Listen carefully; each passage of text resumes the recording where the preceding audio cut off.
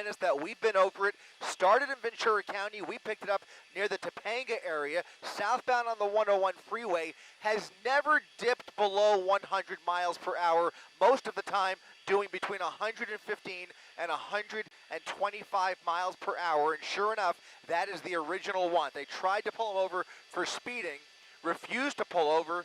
Now there are 3 black and whites right behind him, and unfortunately there's no airship available just yet. There's an airship on the way, compliments of the California Highway Patrol, but he's still a good distance south of us coming out of Orange County. So they have those ground units down there that you see trying to keep up with him. So far they've done a great job of keeping up with him despite some erratic moves, a quick move onto the 405, cutting off another motorist to get onto that ramp, and then squarely on the northbound side as we make our way into the north end of the San Fernando Valley. We'll have to see here if LAPD sends an airship to help out. But right now, it's just those ground units, I believe, that are in pursuit. So they are doing their best, but this is a dangerous driver who is really, you can just see how much faster he is going than every other car on the road. There's not a whole lot of traffic, and that's the best news. Right now, he's not posing a major danger. There's not a whole lot they could do in terms of pursuit tactics at these speeds, except to let him use up as much gas as possible. And he is now, is he getting on the 5 freeway at this point? He is. He is now on the 5 freeway, and that'll put him into the Sylmar area here in just a second. And he will have the opportunity to consider the 210 freeway, or he can continue straight up into the Santa Clarita Valley through the Newhall Pass. For the most part, he's been hugging the left lanes, and now you see he's getting off. In fact, sure enough, he is getting off. This looks like he's going to be getting off at Roxford Street, if I'm not mistaken. So getting off in the valley, and this is the first time we've seen him on a surface street, and they may try the pit here. Had not been authorized earlier. There it is, a nice pit as he went through that intersection there, but he continues the pursuit. So he lost control there, but really maintained it right away, regained control, I should say. That rear bumper now scraping the paint, and that is going to cause some problems here if it comes off. You almost want to see that, because right now that is a danger, the way that bumper is flying behind him there. They tried to get him off there. They gave the go-ahead for the pit maneuver. It was the perfect speed as he was getting off the freeway, and now you see him running these red lights at a very, very high rate of speed. You hate to see a suspect go this quickly on these surface streets. At least on the freeways he had wide open spaces, but here it gets a little more dangerous with us going through these lights and perhaps pedestrians on the street at this hour, who knows. But yeah, he was at 120 miles per hour and hasn't pretty slowed down at all. I was really hoping he would stay on the freeway. That's what you like to see. If somebody's going to play this dangerous game with police, you want to see it on the freeway, especially this time of the night. The good news is here, Roxford Street actually runs into the 210 freeway. In fact, it dead ends at the 210 freeway. So if he continues in another half a mile or so, he's going to be forced to either get off of Roxford Street, or it'll basically run into the ramp, the on-ramp to either the 210 North or the 210 South. So we'll see what happens here. He's going to pass Foothill Boulevard here in just a second. He's got the red light, another red light. He is going through these red lights at a really, really crazy speed here. And that, again, that bumper still flying in the wind behind him. Unbelievable. Wow. The speed is incredibly unsafe. The fact that he's blowing through red lights is incredibly unsafe. We're lucky that it's late at night and there's not a lot of traffic out there, but still, the danger level very high. Now he's in the center, hasn't crossed over into oncoming traffic as yet that we have seen, but man, I'm wondering if this is some kind of souped up Honda Civic, one of these racing cars that people like to modify, because he's got that spoiler on the back of it. Well, I mean, I can't remember seeing a Honda Civic going this fast that I can remember.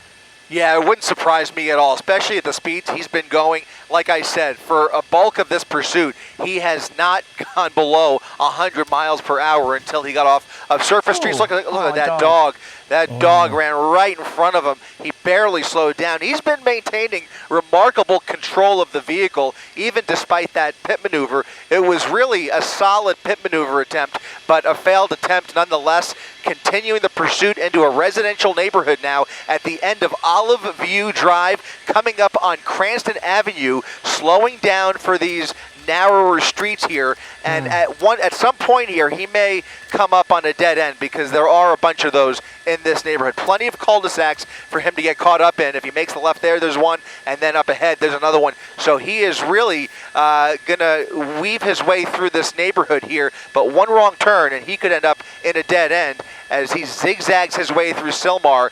CHP really doing an excellent job of staying right up behind him, keeping the pressure on despite the high speeds.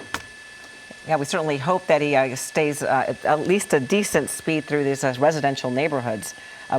He's right now on Polk Street, so he's kind of out of that residential area, or at least the little tiny streets.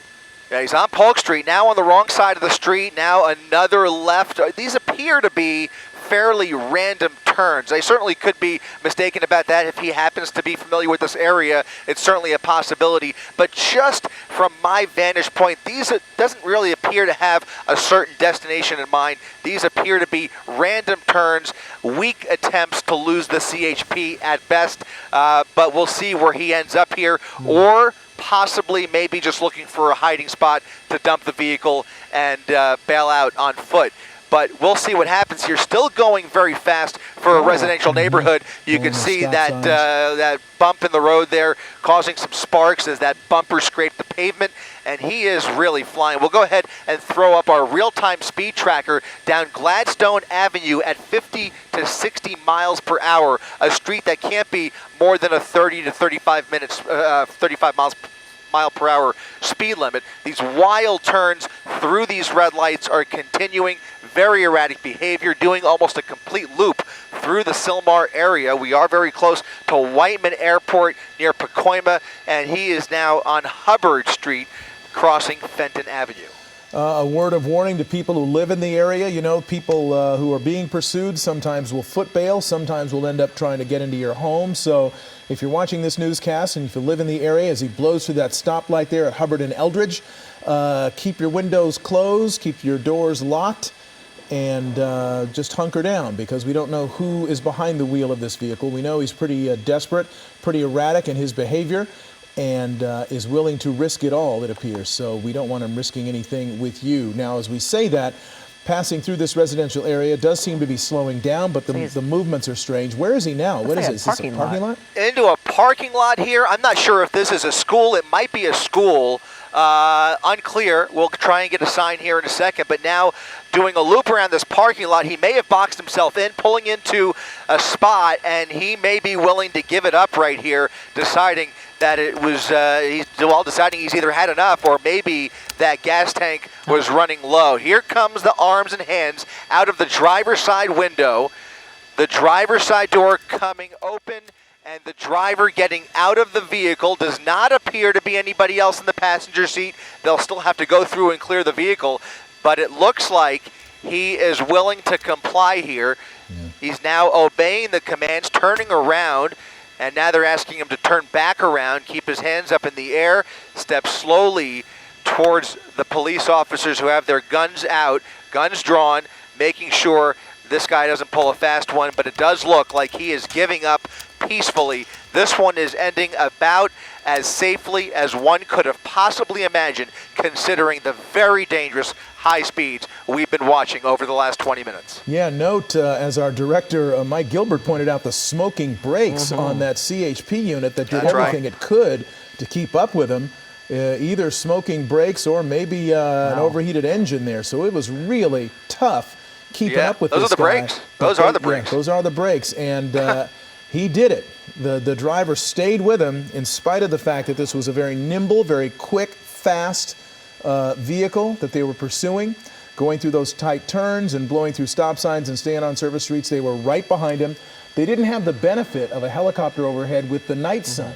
So I'm sure that they knew that if they lost him, they were going to lose him for good. That's right. Yeah. And maybe turns out just to be a high-speed joyride. Right. Thankfully, it ended like this. We always like to see that without Absolutely. people getting hurt. All right, is this a park or a school? Just so we have a notification of where this actually ended. Do we know yet? I don't have a landmark